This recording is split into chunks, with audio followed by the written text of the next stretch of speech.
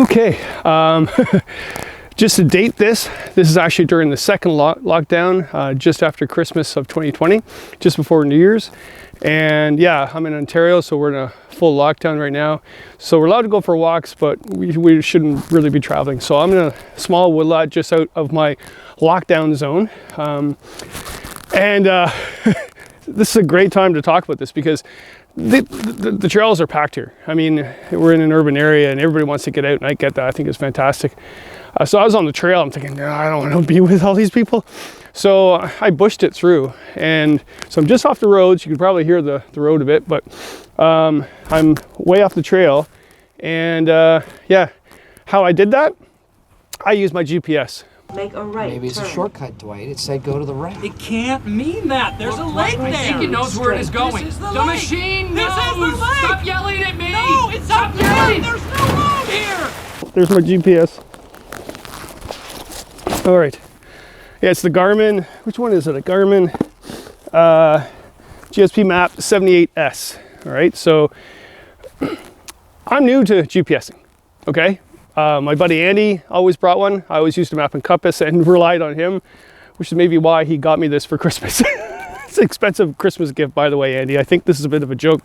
Giggling because last time we were out finding this lost portage, I couldn't find it, but you had this and you found it. So, all right, I get it. I'm going to learn how to GPS. That's the trail right in front of me.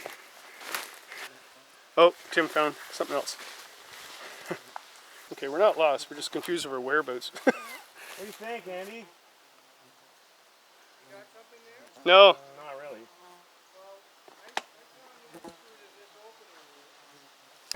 But we've gone a long way from using the sun, the stars, to a sextant, to a compass, to this, okay? And yeah, how it all started, GPS, it stands for Global Positioning System. It actually was created by the military in the 1960s during the Cold War to find submarines, okay? It was never meant for us to go wandering around in an urban woods making sure we didn't get lost. I'm glad we're using it, but it was never made for that in the beginning. I do remember also too in the early 90s during the Gulf War, I was working at the college part-time, and the one instructor was teaching GPS, and we're like, whoa, this is really cool. And when the students were out using it, and it was a huge device, it was a massive device compared to this, but there was times where it wouldn't work, basically because the tanks were coming in during the Gulf War, desert, something. What was that called? Desert Storm. When Desert Storm was happening, the military would shut off the GPSs that everybody was using so the tanks could go in through the storm and get the enemy. And now we're using them for backpacking and canoeing and so on. So yeah, Global Positioning System. Boy, you are lost, ain't you? Well, hell, I guess this river comes out somewhere, don't it? That's where we're going. Somewhere. Look. So why still use a compass and a map? Why do that if we have this? It's a good point. I still bring my map and compass. I wouldn't live without it in the woods. I know how to use it. I've used it for years because I went through forestry before this was even invented. So I'm comfortable with it, and that's a really good point. Do what you're comfortable with. You don't want to be second guessing yourself out there. Really? Not a good time to read a map, Jerry. But also you should have a second backup. I mean, navigation is really important in the middle of nowhere. I mean, maybe not here because I can hear the road, but wilderness navigation is really important. So having a backup is really good. Having a backup that actually doesn't have batteries is really good too. I mean, the compass, and you know, that's a different thing we can talk about, but the compass doesn't work all that well further north and further south because of declination. So this is actually more accurate because it doesn't have to worry about declination. It runs on a different format. But at the same time, it doesn't need batteries. It doesn't get cold. It doesn't get wet. Well, I don't think these things get wet, to be quite honest. But the biggest thing is, if you learn how to use map and compass first, you'll understand how this thing works, and you can understand the manual when you get it open at Christmas. Okay? So that's what's really important. All right, I know you're going to ask me this. Why not use your phone? It's a good question. Why not use your phone? Phone works. And it works as a GPS even when you don't have Wi-Fi. Okay, so it runs on a satellite, because I'll get to how a GPS works and how this works as well in a minute, but basically you don't need Wi-Fi. it doesn't update your maps. Like for example, say you're on the 401 and you're looking at your GPS in your car and you don't have Wi-Fi. Well, it's not going to tell you if there's an accident ahead of you because it doesn't work in that time, but it still does work. Yeah, so why not use the phone, right? It works. In the wilderness, it works as well. Not as accurate though as the GPS, okay? This guy. So pretty much similar, but if I had to really depend on accuracy, I'd go with this guy than this one. Also, this just drains battery and data if you have Wi-Fi, but basically, yeah, it just drains battery, whereas this one doesn't. This will last you maybe a couple hours if you're using your GPS all the time in the woods, and you got to charge it somehow. This thing, I think in 25 hours or more on two AA batteries. Makes a big difference, right? But, got a point. I mean, if you already have a phone, why buy this? I think for long wilderness trips, and you need a lot more batteries, a lot more detail, this is far more usable. That's why I have both. And a compass. Okay? When you use your phone though, yes, you can use Google Earth, whatever, but that's not a lot of detail. You want to know where the hills and valleys, the topos are, the streams, the stuff, everything. So you can download a whole bunch of apps. The one I downloaded was, let's see if I can find it. It's the Backroads roadmap for Garmin. So I downloaded the free one on this, but I did get for Christmas the program for this, and I did all that this morning. And by the way, when you actually I'll show you this. Actually, it comes in. All right. It's this guy, right? And I don't have the little disc, but it's an SD card. And it took me all morning to figure out where you put the SD card.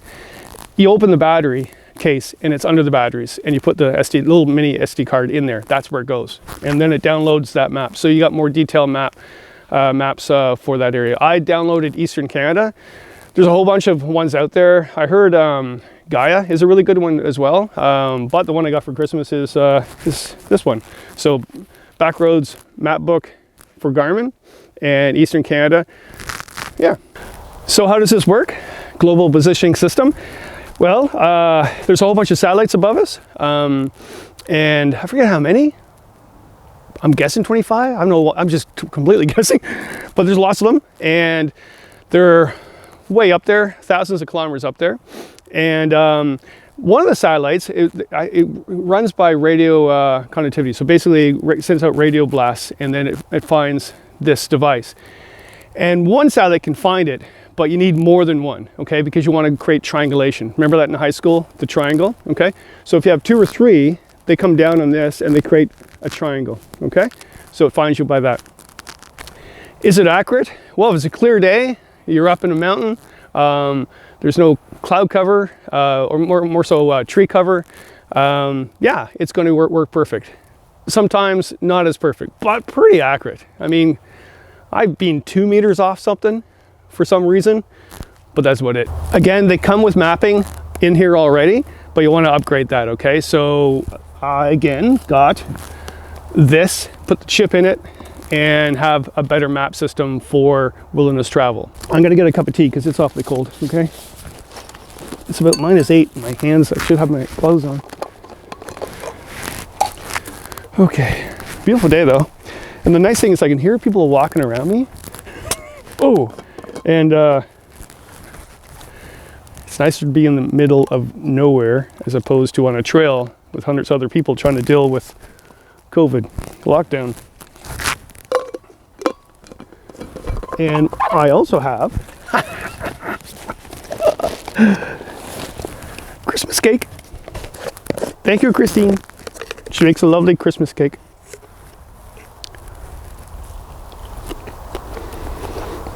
And even though it's just before New Year's, I'm not tired of it all. It's delicious. Sip of tea. Oh, that's good chai tea. All right. So this also works as a compass, okay? You set the compass on it, and you follow the little arrow, and you follow a waypoint that you set, and it takes you to there, and you can come back to the parking lot by doing the reciprocal, which is the opposite, okay? And yeah, so that's really cool. And it also pinpoints a certain area you want to go to and find. And there's a whole bunch of ways you can find that, but basically it's your latitude and longitude. You can go to Google Earth, find a spot like this park right here, punched it in, found out where I'm starting the parking lot. And yeah, so I can punch it right now, and it will actually tell me where I am right now, and it will even track my route. So when I get home, I even can download that. So it's really kind of cool, actually. And there is my location. So northern hemisphere, 44 degrees, 13 minutes, 3.48 seconds. That's my latitude. My longitude is westerly of that 0180. Okay, so westerly at 076 degrees, 41 minutes, 610 seconds. Okay, so again, it doesn't measure in distance, it measures in degrees. Yeah, all right, so enter that. So now I've actually entered my waypoint. So this is your compass. Like any other compass, just points the way. Really cool. If you look at this as well, you go into setup menu, you go down to waypoint manager, enter, and I can go back to the place I was at before. And it shows the latitude and longitude, and I push go, and then if I go to compass, it shows me how to get there. Cool. It also shows you the speed in which you traveled, your odometer reading, your max speed, your moving time, your moving average time, your stop time, your overall average. Lots of information. Maybe sometimes too much. Like, who cares? Just slow down and enjoy your time in the woods. So, man, I have another sip of tea to explain this latitude longitude thing though. And maybe more cake. I love the cake. Where's the cake?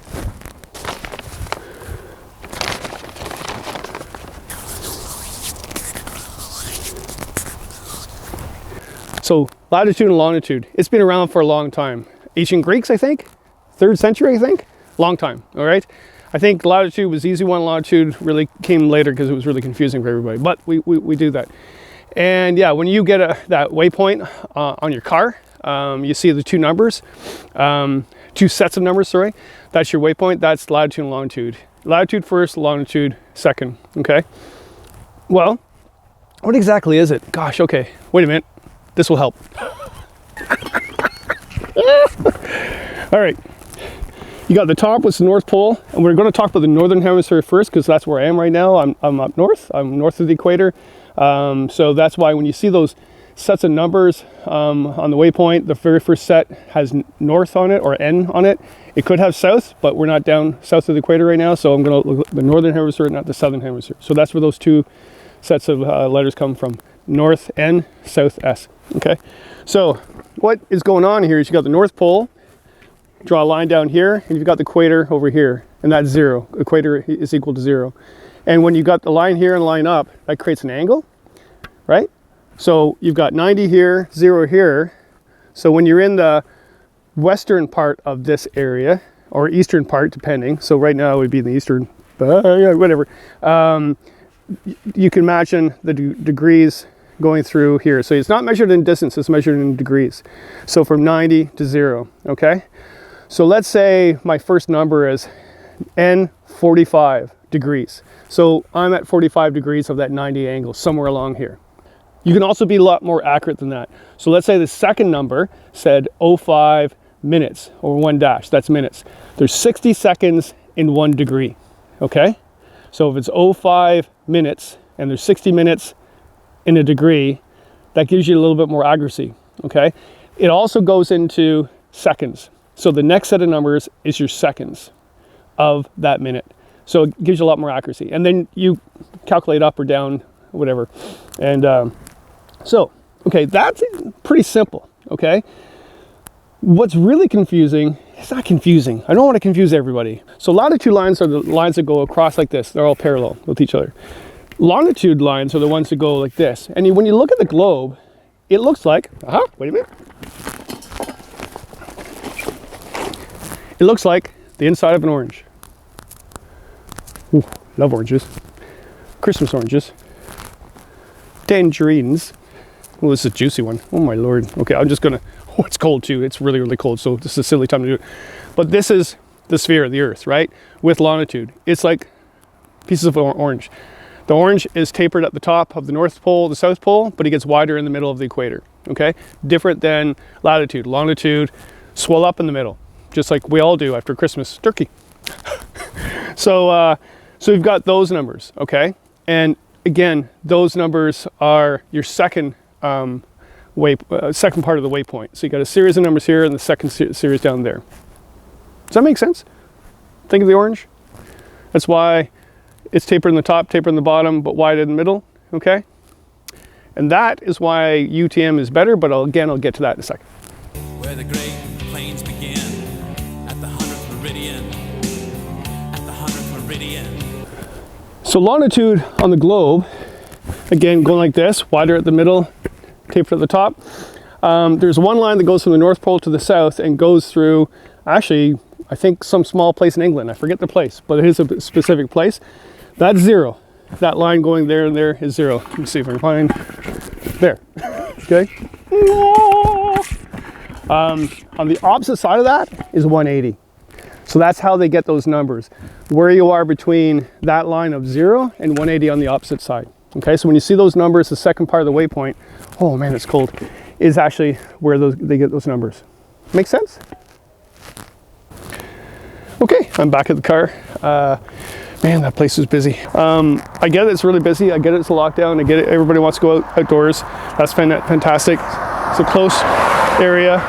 Man, there's a lot of people parking alongside this road. This is one of my back areas that I thought nobody knew about. I'm going through this trail in the back. I must have passed like 50 people. I think I'm shaking. I'm so freaking upset about this.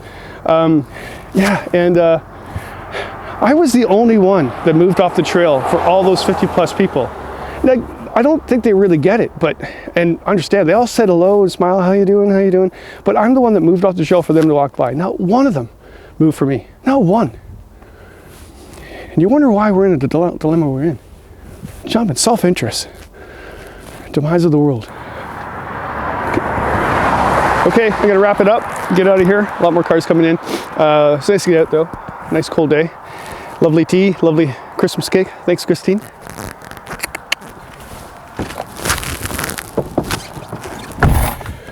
Okay, I'm getting out of here. However, there is a point I meant to make and I didn't, so I'm gonna make it now before I leave here and get out of this craziness. With all I said, and looking at map and compass, looking at GPS, one thing you really need to practice on, it's all bush time, is to know how to identify things in the wilds. Hills, valleys, mountaintops, rills, meaning the side of a river, the side of a creek, the side of a cliff, the side of a woodlot. Those sort of things we're losing because we're looking at GPSs and map and compasses, more so GPSs, more so than ever. And I mean, my dad used to be able to find places while driving around just by memory or just by practice. Now everybody is using a GPS and driving off a friggin' bridge because they're depending on the GPS. Here we go. Make a U-turn, if possible. Look out for Latitude!